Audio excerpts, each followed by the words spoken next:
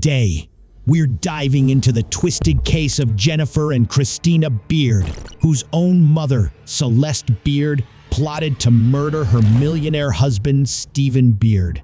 Be overly with a girl of any kind. Celeste was just friends. Stay tuned for the chilling story of betrayal, a fake will, and a hired hitman that will leave you stunned. Let's get started. Celeste Beard Johnson, born on February 13, 1963, but better known as Celeste Beard, had a tumultuous journey through life. Her biological parents remain a mystery, with her birth mother once coldly telling her, "I am not your mother. I was just your incubator." Well, I mean, I can't even, sometimes I don't even understand how I have survived. Her early years were marred by alleged physical abuse from her adoptive parent, EDWIN Johnson, leading her to grapple with thoughts of suicide during her teenage years. Walk across the stage, but what the girls don't know is that just a few months before this footage was taken, At just 17, she became a mother to twins, Jennifer and Kristina, born from her troubled first marriage to Craig Bratcher, who tragically took his own life in 1996. her twin sister lives with their biological father, Craig, in Washington State. However, the twists in Celeste's life were far from over. She went on to marry not once, but twice before fate led her to a fateful encounter with Stephen Beard. While working as a waitress at an Austin, Texas, country club, she crossed paths with Beard, a retired Fox broadcasting executive and a self-made multi-millionaire more than twice her age. Beard, a widower who had lost his wife to cancer, managed to persuade Celeste to move in with him with the promise of legally adopting her daughters. Their union was sealed on February 18, 1995. But suspicion loomed in the background as Beard's family and friends questioned whether Celeste had married him for his wealth. The tale of Celeste Beard's life is a captivating one, filled with twists and turns that kept everyone guessing.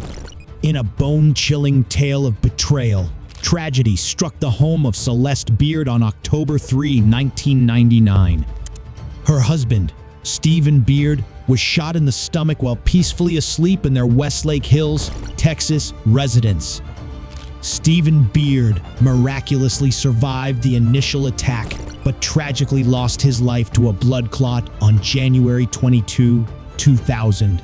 The local authorities swiftly linked this shocking shooting to Tracy Tarleton, a woman Celeste Johnson had encountered at St. David's Pavilion, a mental health facility where Celeste had sought help for her depression. Tarleton confessed to the shooting and was arrested 6 days after the incident, facing charges of assault.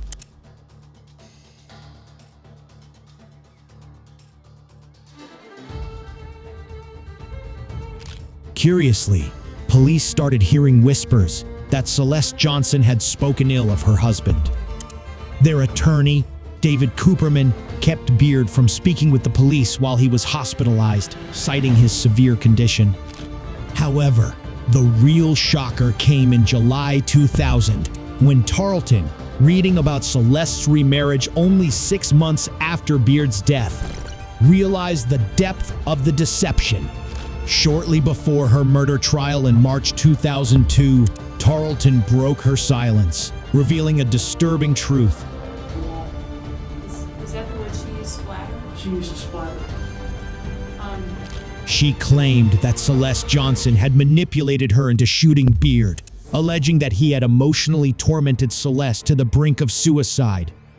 Tarleton believed that ridding themselves of him was the only way they could be together. In the midst of these startling revelations, Celeste Johnson vehemently denied any involvement in the murder plot. The case had now become a tangled web of deception, betrayal, and dark secrets that would soon be unraveled in a high-stakes courtroom drama.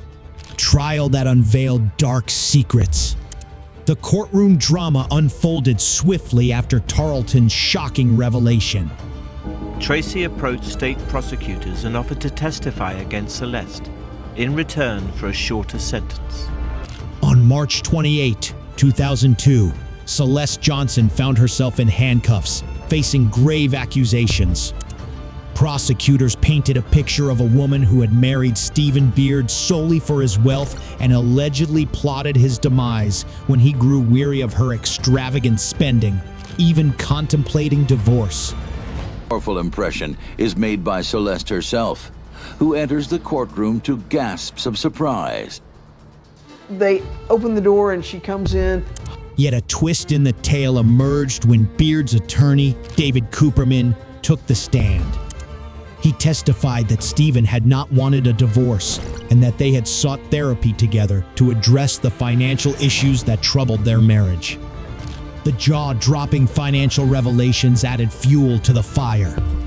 Beard's accountant disclosed that Johnson had spent staggering sums, $321,000 in October and November 1999, an additional $249,000 by December 10, and another $1,000 in the 6 weeks ending March 31, 2000. In her defense, Johnson's attorney, Dick DeGuerin, argued vehemently that she had no involvement in the shooting. He portrayed Tarleton as an unreliable witness due to her documented mental instability, insisting that Tarleton acted alone. Johnson denied making any sexual advances toward Tarleton and cited an incident during her daughter's 1999 high school graduation as evidence of Tarleton's obsession. The courtroom echoed with conflicting testimonies. Witnesses saw no unusual problems in Johnson and Beard's marriage, and DeGuerin contended that Johnson's daughters may have testified falsely to secure their inheritance. The trial was marked by Christina's repeated response, "I do not remember," a staggering 298 times during her testimony. In the end, in 2003, Celeste Johnson was convicted of capital murder under the Texas law of parties, receiving a life sentence with parole eligibility on April 1, 2014. What did you say about her suggestion that she shoot Steve Beard? I said, "I don't want to do this," she said. Maintaining her innocence for over 19 years, she remains incarcerated at the Texas Department of Criminal Justice Lane Murray Unit in Gatesville as of 2019. Meanwhile, Tarleton, who testified against Johnson in exchange for a reduced 10-year sentence, was released on parole in August 2011 and currently resides in San Antonio. The trial exposed a web of secrets and lies, leaving a legacy of mystery and intrigue. As we wrap up this captivating journey through the shocking case of Celeste Beard, Jennifer Beard, and Kristina Beard, we hope you were as riveted by the twists and turns as we were.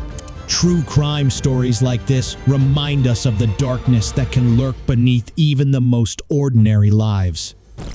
If you enjoyed this video and want more intriguing stories like this, don't forget to like, subscribe, and hit that notification bell so you never miss an update from us. Remember, the world is filled with mysteries waiting to be uncovered, so stay curious, stay safe, and until next time, keep seeking the truth. Thanks for watching.